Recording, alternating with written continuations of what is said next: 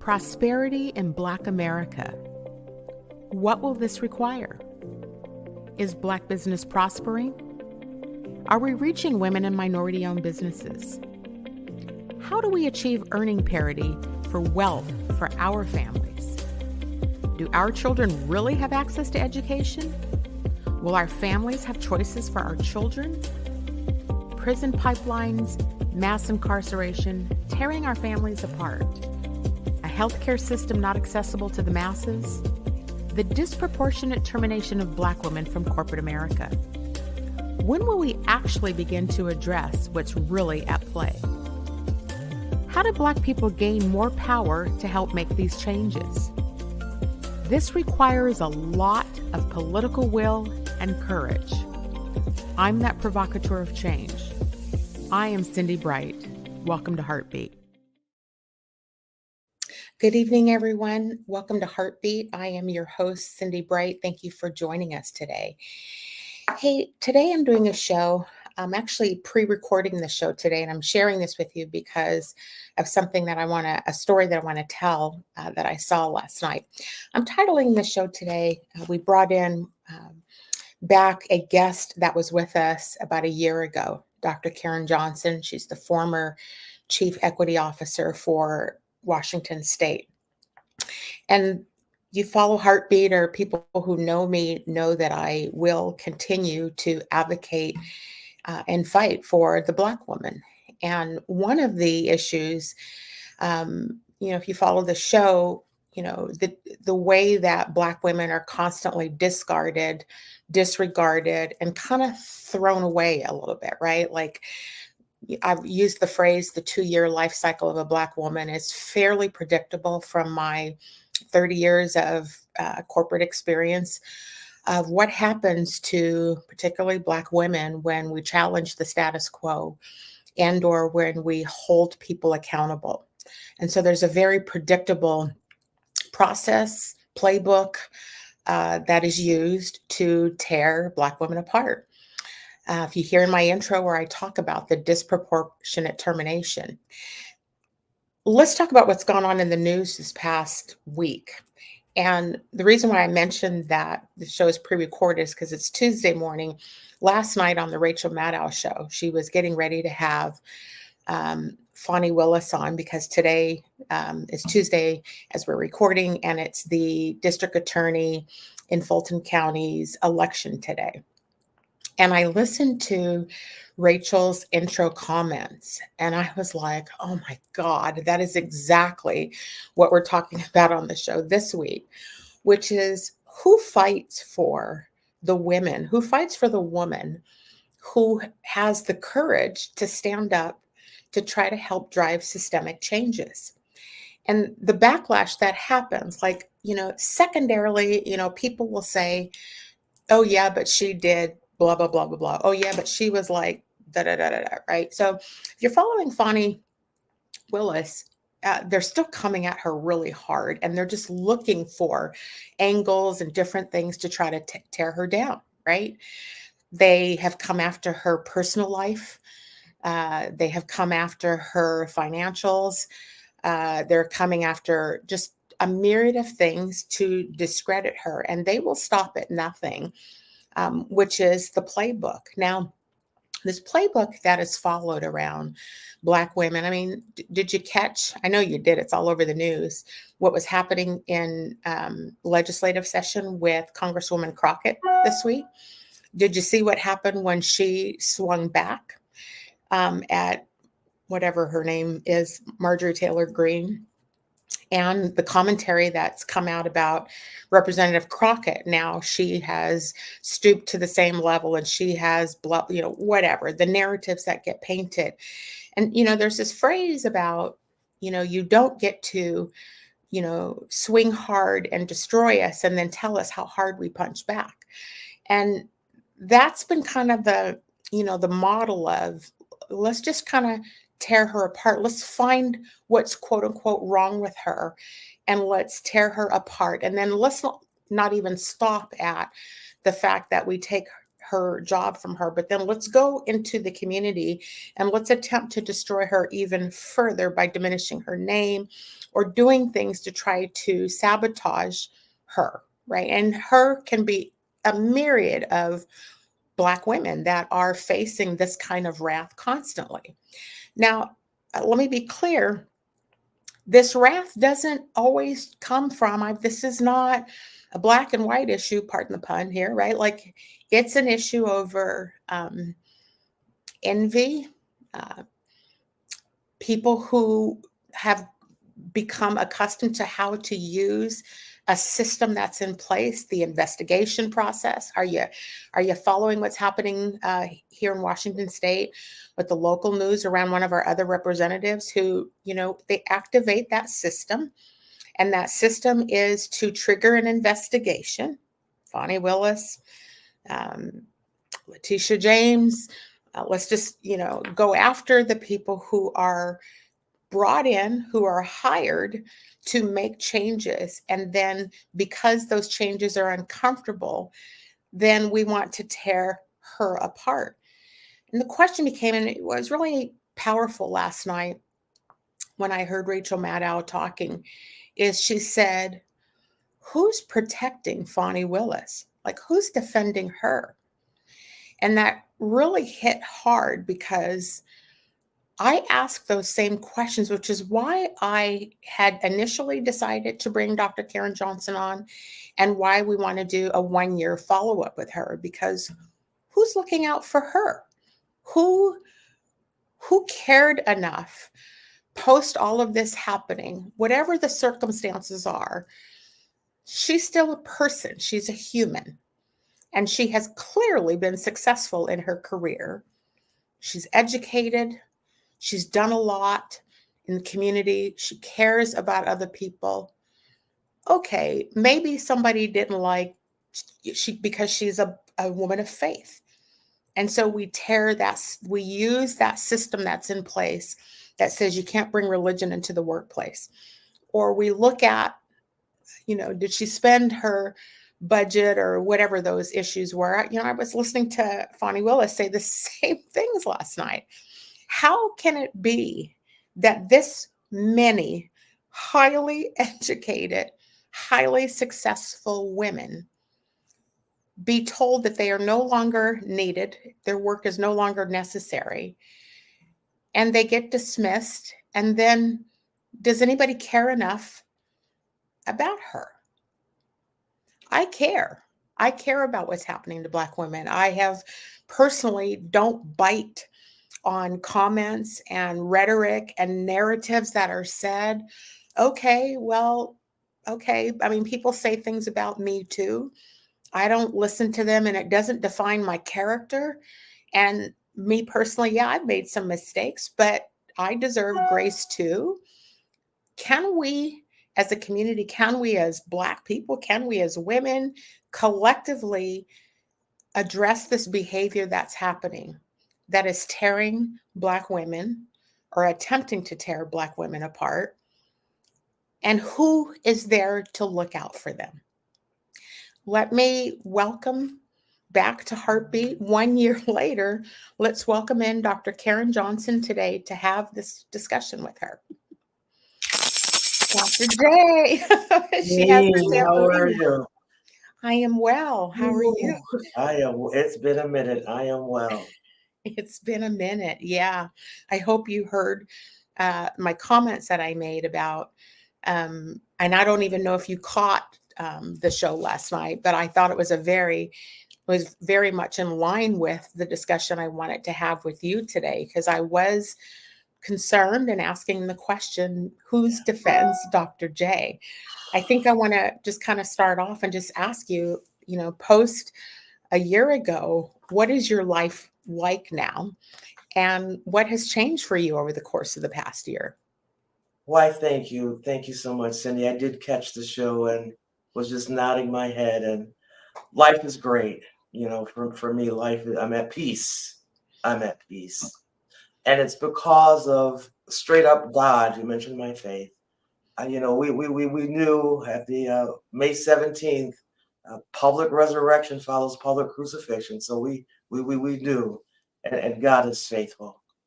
And I'm so glad that you're really having this conversation because, I'm almost finished writing the book. I'm pretty excited about that. So I hope everybody reads it. But in this culture, starting with the making of a slave, it's still being played out now. We're dealing with lie, deny, delay. Those are the tactics. That Mhm. doesn't work, we deflect, and then we protect.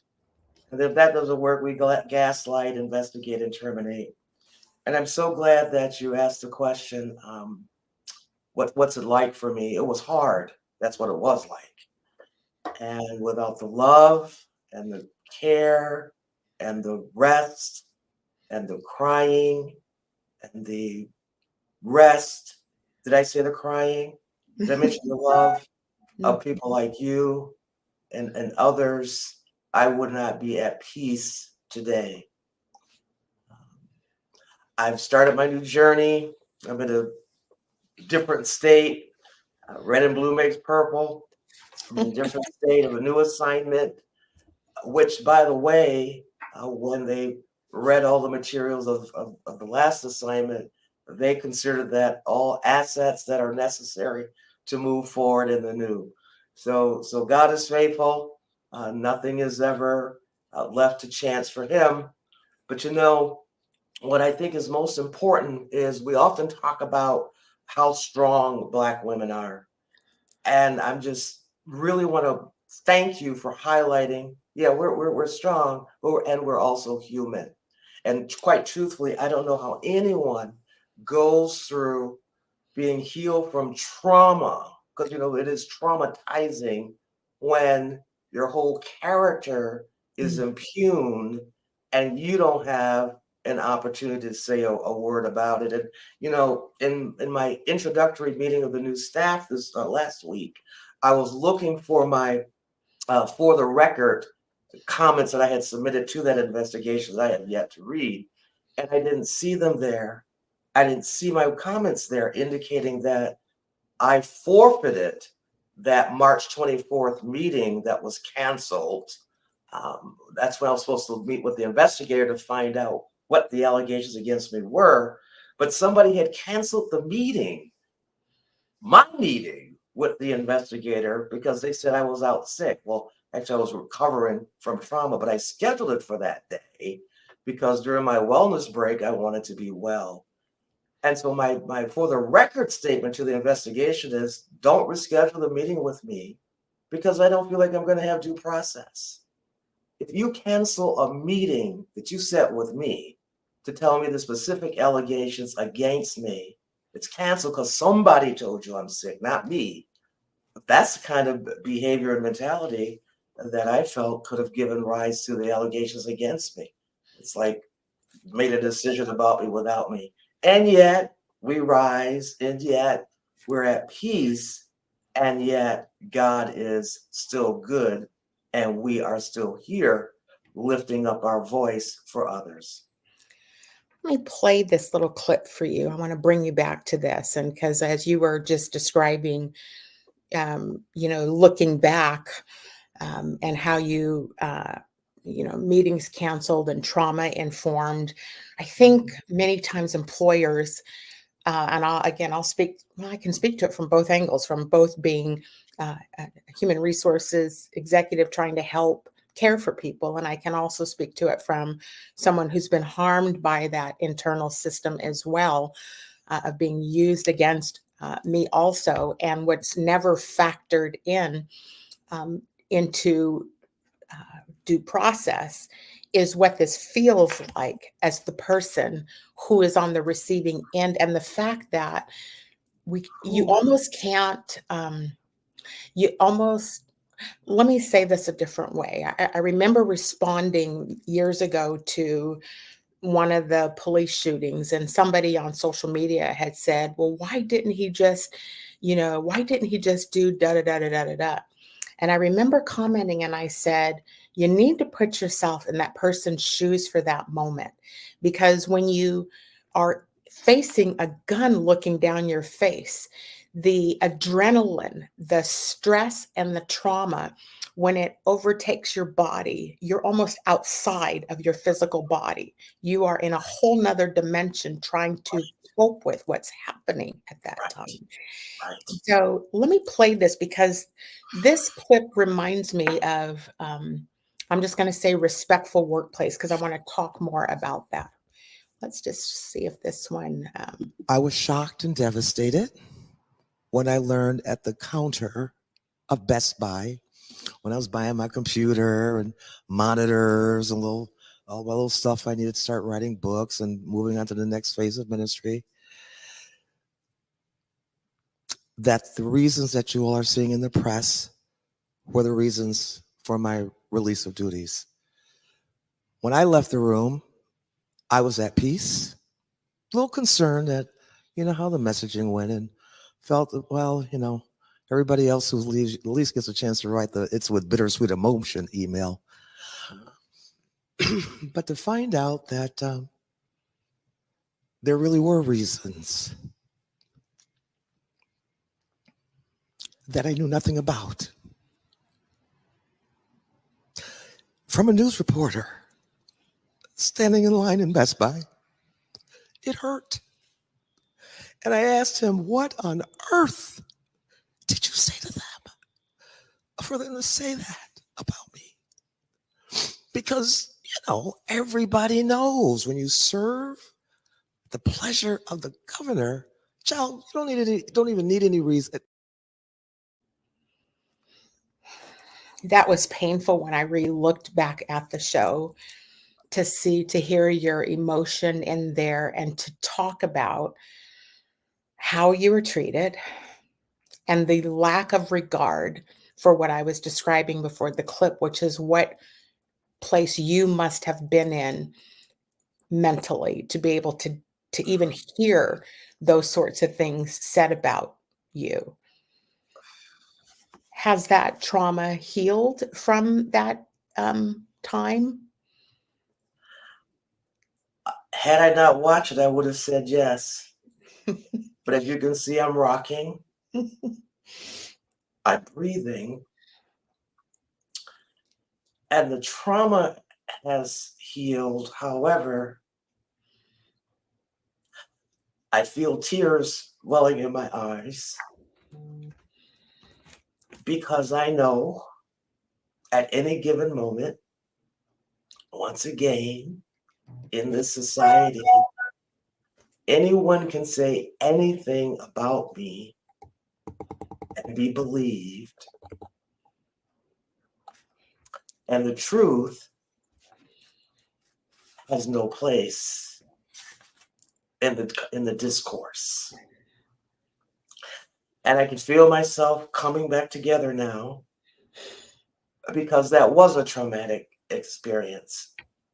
Because from Best Buy, I was on my way to the florist to buy the governor a plant, his chief of staff and deputy chief of staff flowers and candy, to thank them for the incredible opportunity and for them playing their roles perfectly. And I can only imagine the devastation that Fonnie Willis and other Black women are going through when we are treated as not even a piece of meat. Dogs, animals are treated better than we, because at least when they bark or indicate they want to go out, they're heard and they're taken up for a walk or to potty or whatever. But we find ourselves unemployed, devastated, some in the grave, because there is no way to even articulate the hurt, because our whole character, essence of our being is shattered.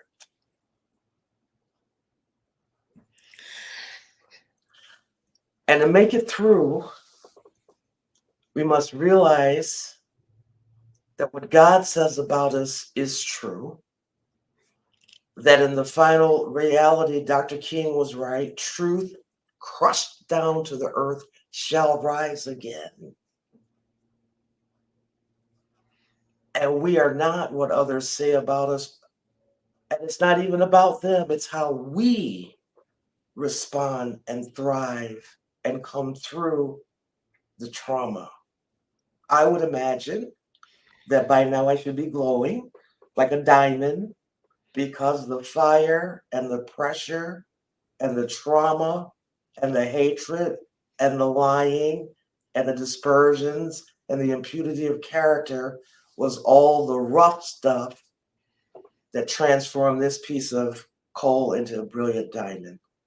And I'm hopeful to be able now to really, through this book, encourage others doing any systemic work, any change work, on how to survive it, but more importantly, of how to recognize it, because it's going to come. So let's just go ahead and I think that's your point. It's going to come. Mhm. What's most important is how do we come through it? And at what cost, I, right? Like you mentioned our health. I've had my own health challenges, but um, there are so many Black women around. Every time I turn around, there just seems to be another serious.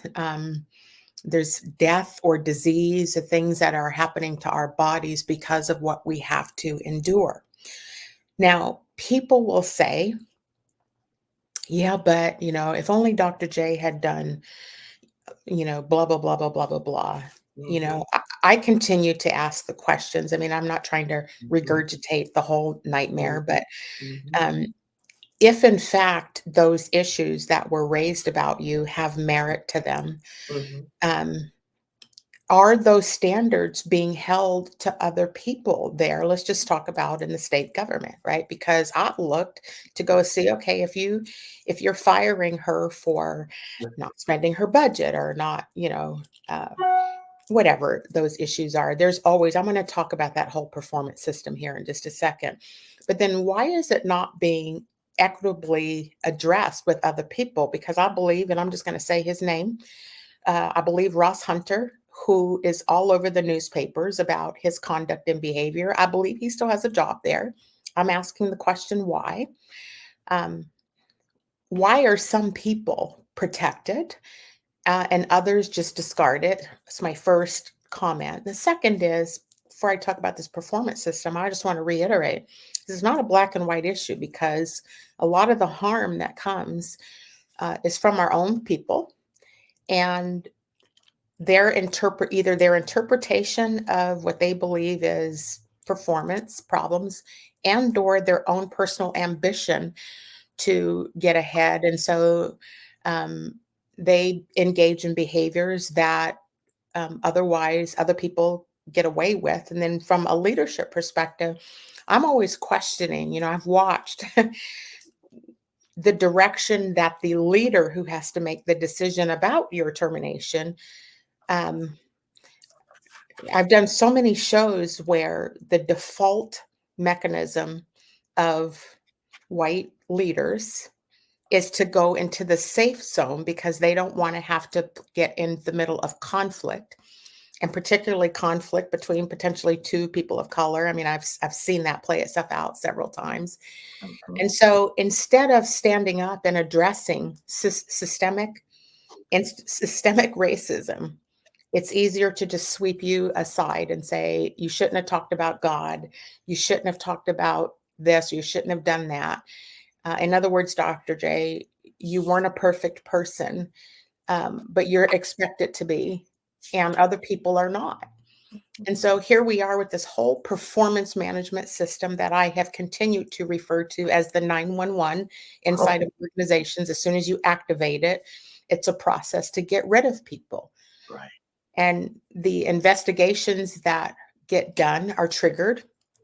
And those investigations, first off, they're being hired by the employer. So what do you believe the outcome of that investigation is going to be? If that person doing that investigation is earning their living by picking up government contracts to conduct investigations and protect the governor, do we actually think we're going to get an unbiased finding in that? um, what you know, when you go back to Willie Lynch, The Making of a Slave, I mean, the playbook is it's clear. We were divided against ourselves, and often when Harry Tubman and them were leading the Underground Railroad, it was the black people who were saying to Massa, Tizzy's leaving, Tizzy's trying to run away. Or they were the catchers of those who were enslaved. So the fact that, often black people are used to do that, take down other black people, is nothing new. This is all part of this system, racist system by design. It's a predictable outcome. Now, why are some people protected and some are not protected? The same thing. There are those who maintain the status quo, they'll be protected. And those who were hired to dismantle it, by the way, are not. And when you talk about and truth has no place in this because clearly, well, as of Tuesday, May 16th, we had obligated 2.1 million of the 2.2 million that was still yet to be spent by June 30th. This was May. And I guess, if you take a survey to find out which other agencies had money that was not spent as of May 17th, I'm sure there were others, but typically in organizations, what happens is those entities that are underspent, their monies are swept to cover those agencies are overspent. When you were talking about vacancies, well, I didn't have any vacancies. All of my positions were filled at the time, but I'm sure that other departments had a higher vacancy rate than we. But that's not the issue. Notwithstanding, I had messaged that particular year, after we got the $18 million from the legislature, yay, we were going to pivot to dealing with operations. This wasn't even about any of that. This was about revealing this system because there's another legislator right now in Washington State. There's another investigation against her, myself, but our roles are not to maintain the status quo. We were in place to put public back in public service and service back in public service and do it in a way that centered everyone's humanity, which went against the culture of the organization. So why are some protected and others aren't? It's because they can get away with it because that's the way the system has been designed. But I and others are here to say, and you, that no, those days are over. We will continue to use our voice. You could try to kill us, but it won't work because we are here at the assignment of God. And what people say about it, what did Dad say? He says, people go say, Karen, opinions are like assholes. Everybody has one. Don't be defined by what people say about you. What's most important is what God says about you and what you say about you. And that's why we continue this fight for equity and justice for all, to ensure and to expose, because if nothing else, at least no one in America or in the state can deny that we are in a racist system that protects largely white males. Because we're watching on a national level, if anyone had engaged in any of that behavior other than a white male, those people would already be in prison. I mean, so it's time to rest. It's time to reflect. It's time to regroup. It's time to be at peace. It's time to embrace our brilliance. It's time to show up and do what we're created to do to the best of our ability, be impeccable with our words, to don't make assumptions, right? And don't take anything personally, because quite truthfully, fundamentally, this is, but it isn't really about me. But I'm thankful that God chose me to be the one to walk it out, because I can now use my voice and experience maybe to help others to navigate and thrive when, not if, when it happens to them. And I'm talking about people who look like me. I want to come back to Dr. J. I appreciate, I said this last year when we talked, uh, And I observed it with the district attorney, Fonnie Willis, last night, how she responded to questions too, which is coming back at, we're strong, we're going to continue to move forward, we rally the troops, we do those things. But I want to come back to, part of the reason why I do these shows is also to highlight the dysfunction of a system that we work in, and that is almost forcing people to behave in a certain way. And I want to show this clip because I have a point to this, but I want you to watch this. Ms. Willis about her romantic relationship with Mr. Wade. Yes. Did Ms. Willis tell you on more than one occasion that she was engaged in a romantic relationship with Mr. Wade prior to you leaving the district attorney's office?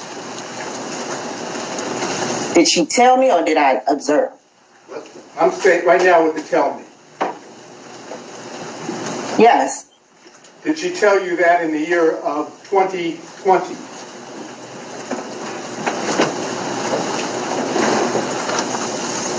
Yes. In the year of 2021? Yes. Are you certain that Ms. Willis told you about the romantic relationship with Mr. Wade prior to November 1st of 2021? Yes. Now, did you all?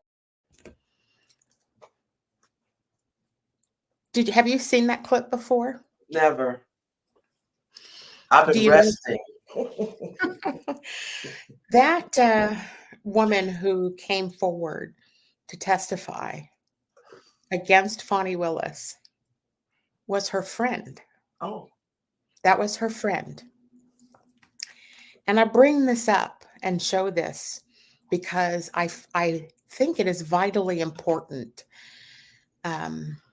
for us as Black women to watch one come out against the other publicly like that, to create harm to her, is a pattern of behavior in the workplace that, if that alone stopped, could completely change a trajectory for outcomes for all people.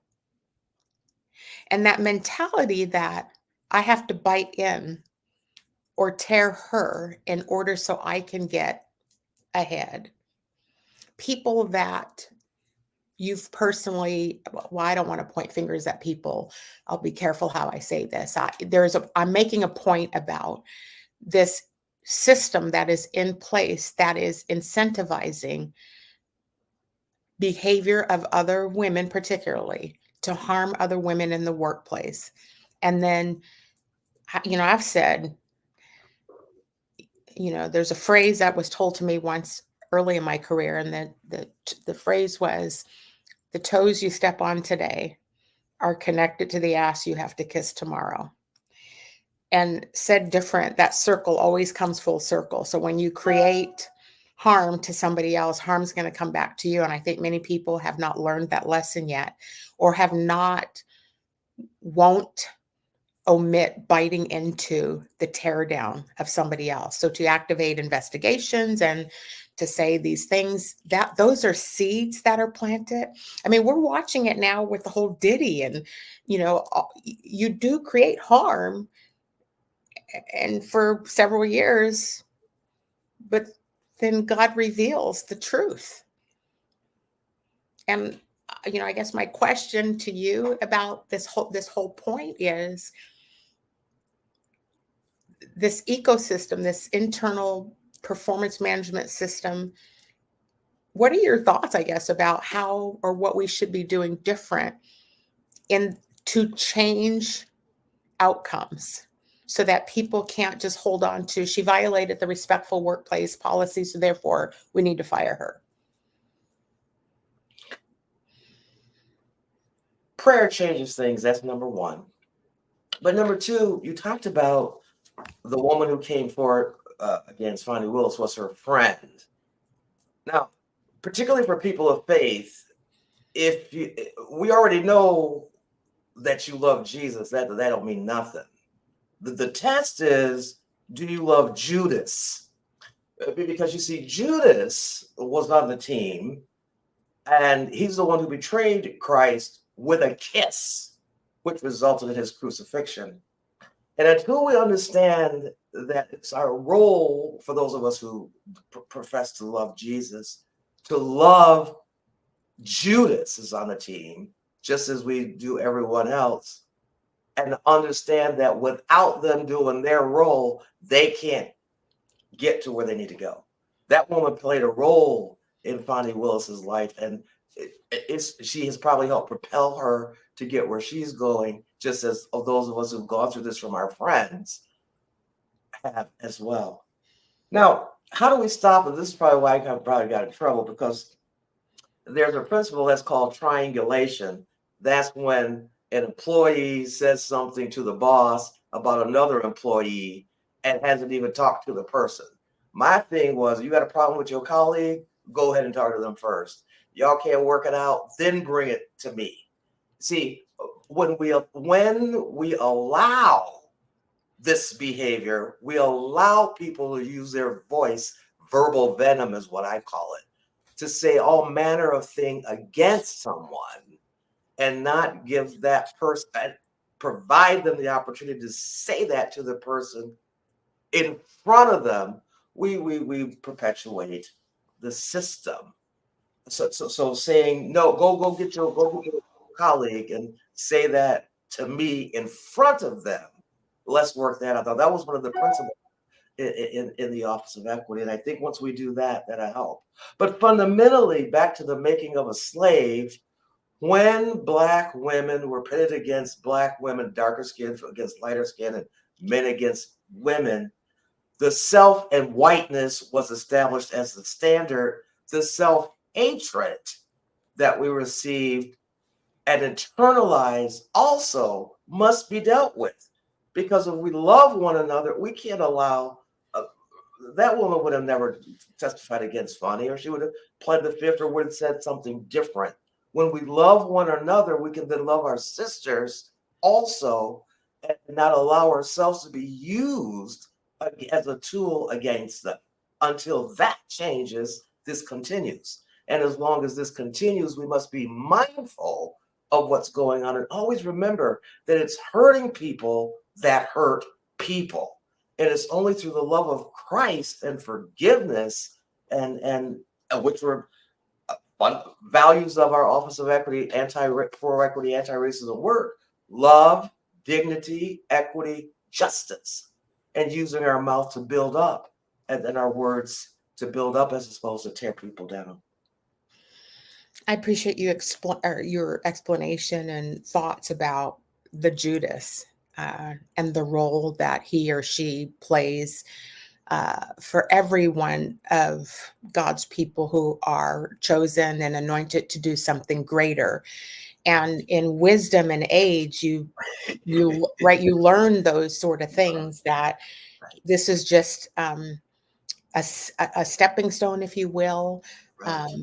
Now, it doesn't make it any easier. And if we're thinking about advice to other Black women about, the love of each other, I would even add the love of yourself, because if you love yourself enough and respect yourself enough, you won't do that to somebody else. You will understand, if it happened to you, what that would feel like to you.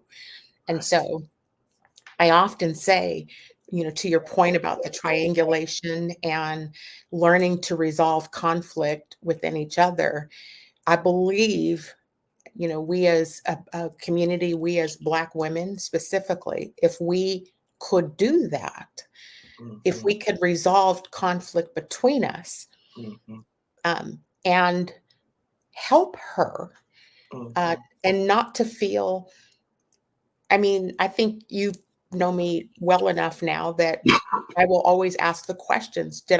What did I do? Or is there something I can do different? Or how did that affect you? Or can we just communicate with each other? And because I feel like when I looked at, not everybody will agree with my assessment, but I looked at that investigative report about you.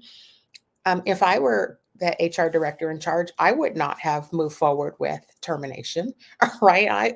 Because I understand what creates a lot of that and what's behind that and what the motives are for that. And so, yeah, Well, that's a let me speak to that, by the yeah. way. That investigative report had nothing to do with termination. I mean, let's get this straight. May 17th was a conversation.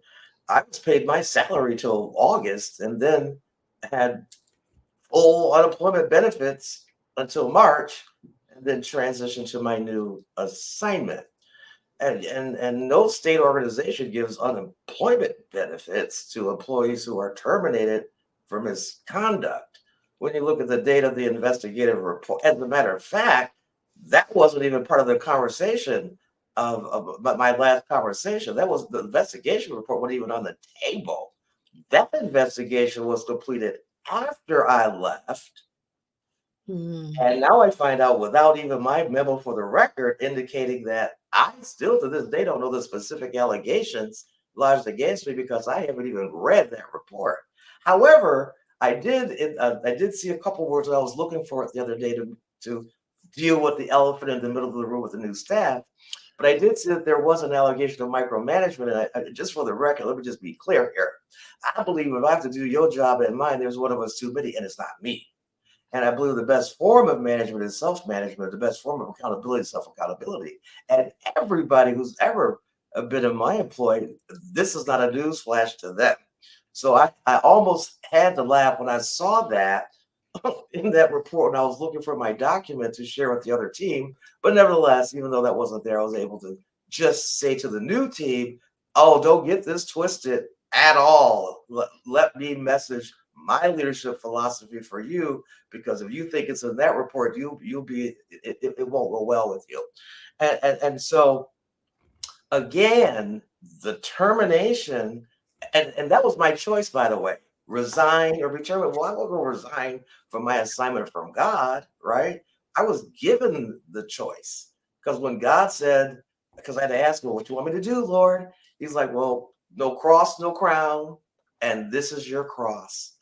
And public resurrection follows public crucifixion, and there is no public crucifixion in resignation.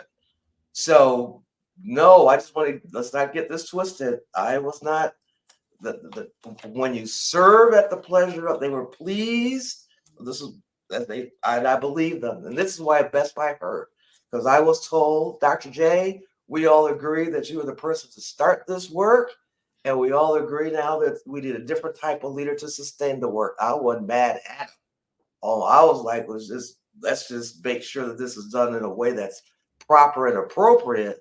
So all the pushback that later came up could have been avoided. So no, that investigation report, Cindy Bright, was completed after I left. Oh, after I left, May 26th or whatever. So Um, do you a couple things. One, I just wanted to comment about um, I was chuckling inside listening to you when you just said, you know, there's one of us too many, and I it ain't mean, me, right. I think a lot of folks can't handle candor, and so I think that because I heard that in Fonnie Willis's as well. I think a lot of us Black women have a very direct style, and so I'm chuckling over that because I'm sure lots of folks can't handle that. But let me come back to a couple things. One is, I guess I'll put an exclamation mark on the benefits that got paid to you so that they did not challenge your unemployment, which means that you weren't charged, you weren't fired for cause, because if you were no, fired for cause, you wouldn't have been eligible for those benefits. right. So point well taken. But do you think that that investigative report was done to cover themselves in case there was any further action on your part? Do you think that that's why that was done, or what's your thinking? I have no idea, lost no sleep over any of that because I just wanted to be able to get out of the situation and be allowed to write my book. Because you know when the time is up, and the day before I'd already told staff, just no matter what happens to be, do your best. that this could very well be my last day. I told them this in our Tuesday staff meeting, and if anybody wants to tell the truth, you can ask them. And when the call came to meet with the governor's office the next day, Wednesday, I'm like, here it is. I will be relieved of my duties tomorrow. So just like Jesus knew when he had to go to Calvary, I mean, I knew. This is why I wasn't trying to take the assignment in the first place. So why they did the investigation report, I have no idea. All I know is it really provided me an opportunity to determine, am I walking the talk of faith that I profess? Am I going to let that get in me and make me bitter, or am I going to go through the process of being healed and laid out and humbled and be better? And I chose the latter. I have no idea, don't want to know. All I do know is that I received some message accusing me of telling someone, reporter, whatever, who requested a public records request. But then the response is there is no investigation, it's not finished. I mean, that would normally have been a response. So I can't attribute why they did what they did. All I know is that it helped me to message myself with my new staff and team. And what it also did is it served as a shield for me during this year of recovery when I couldn't even get out of the bed, just turn from the left to the right. Even my neighbors were concerned. They would feed me. They would take care of me. It was pretty horrendous. All I know is it kept everybody out of my life who believed it to be true, and I needed the space. And only those who had the courage to ask me about it did I even have give any of my time. So it was a great filter for those who operate that way. I have no use for you, so don't even come near me. Thank you, God, for keeping me from them and only allowed to get through into my space those who really were concerned about me. And it was just what I needed to go through that horrendous time of just being like in a pit. But we know Joseph was in a pit, and a pit can't stop a promise of God. And that's what I'm walking and living in now. Let me come back to something you just said. And I'm going to show a clip of something before I make the comment about it and ask you about it. So let's have a look at this clip. Not be canceled. Andrew Schultz cannot be canceled. I would think Shane Gillis right now, can't be canceled. Kevin can. Kevin's very corporate. Right. Kevin has to be careful what he says. Mm-hmm. You know what I mean? Yes. So that's what I'm saying. Like someone like Ken Chappelle, they don't have these corporate deals. Kevin's got to be careful. And I'm sure there's some things he wants to say. Right. But he ain't trying to mess up that check. I don't Just like you. You don't defend black women. You know what I mean? There's a lot. I'm sure like Wrangler's about to call you. John Deere. How funny is that you don't protect black women and it's comical to millions of people, and that are watching these podcasts. What you said right before I showed that clip was there were times that you couldn't get out of bed and your neighbors were checking on you. I was checking on you. Many of us were trying to make sure you were okay, because we recognize that you're a human and that human beings can't just be kicked to the curb, no matter how professional and how divine we can reflect on and know its purpose. It still hurts, and it still takes its toll on people. Right. And so what would you say to people who go through this pit before the promise comes? What would you say to people how to get their head off the pillow and keep going?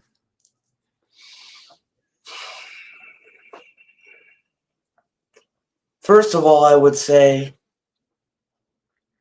put your head on the pillow. And I think I'm going to have to answer this way. At this point, I was sleeping on the floor. One of my first things that God asked me to do when I came home in May last year was to give away all my stuff. So I did. He said because I was going to be moving. So I took the mattress, put it on the floor, and slept on a pallet on the floor. Because it reminded me of a time when I was comfortable during missionary work and I was under my weighted blanket. And I would say, give yourself time to hurt and to cry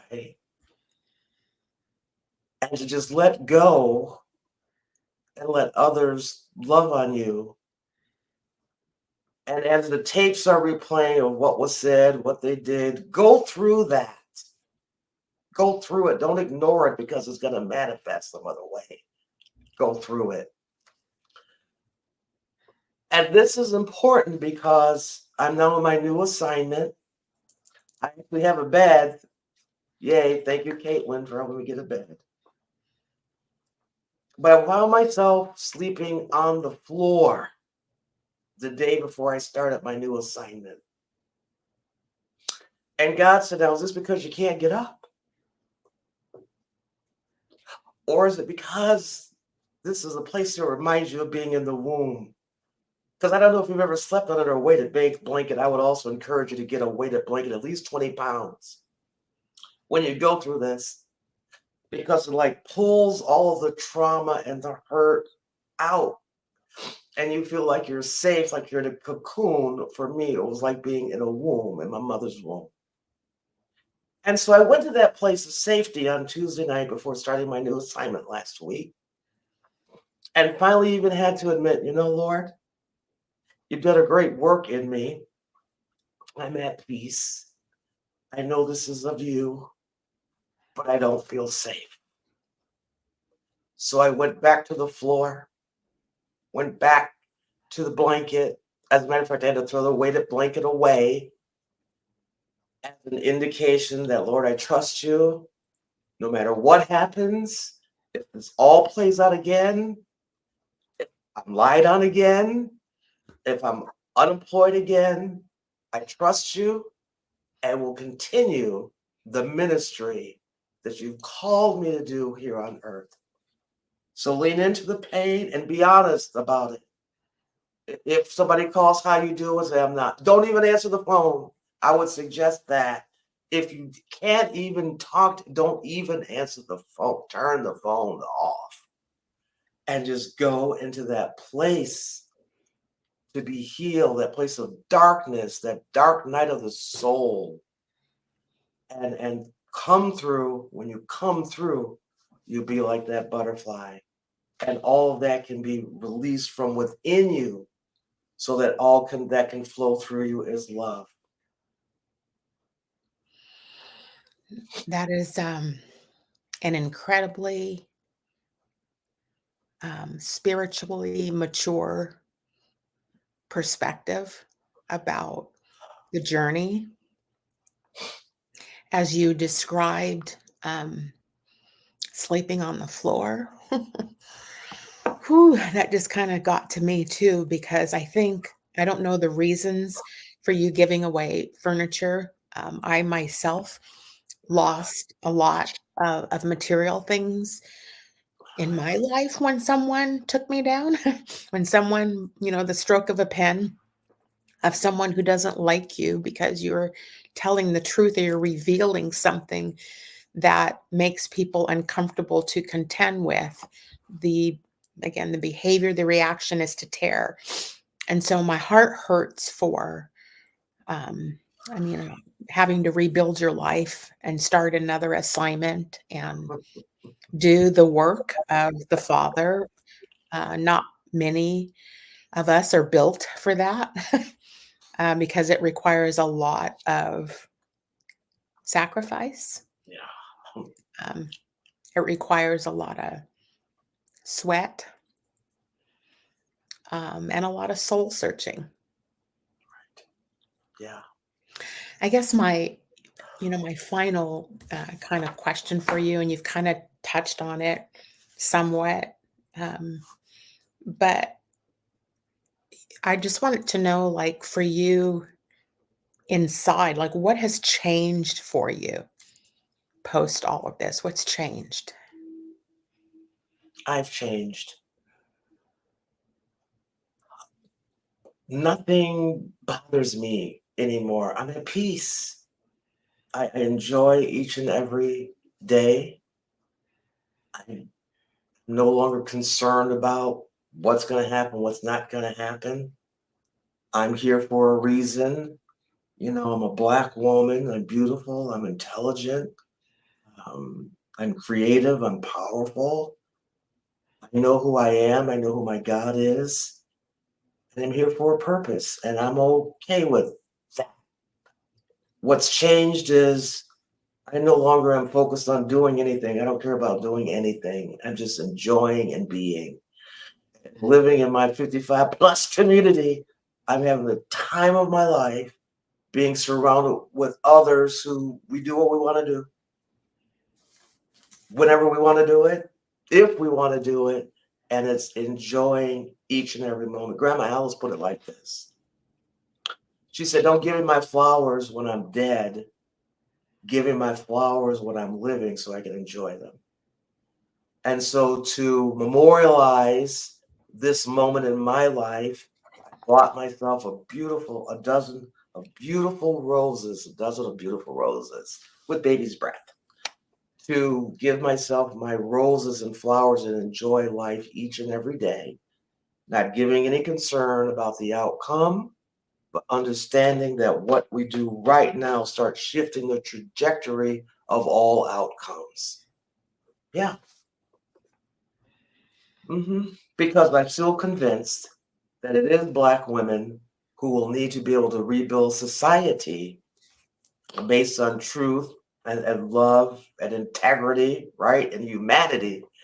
And because clearly we're the ones who have been designated to bear the brunt. And so clearly we're the only ones equipped to even do it. If, by the way, we choose to. And I would submit for the next few years, we just kick back and relax and let everybody who knows better than we just go ahead and handle their business and see how that works for them. And then show up when and if we feel called to go up and restate what we've been saying for the last 400 years. If we feel like it and are called to do it. Dr. Karen Johnson, you continue to be an inspiration. You continue to speak power and love into the world, and those seeds that you are sowing into the world will truly come to harvest. I believe that. And so I really appreciate that you came back on a year later to talk with us about how you are. We wish you nothing but the best. And if it's okay, I'm going to continue to check in with you and see how life is going for you. We love you, and I know the community will be very happy to see that you're doing well. So thank you. God bless you. God bless you. Thank you, Queen. Half that up in sacks, I favor Black businesses. Assuming I'm rooting for everybody that's Black. Yeah. Yeah. Assuming I'm rooting for everybody that's Black. Yo.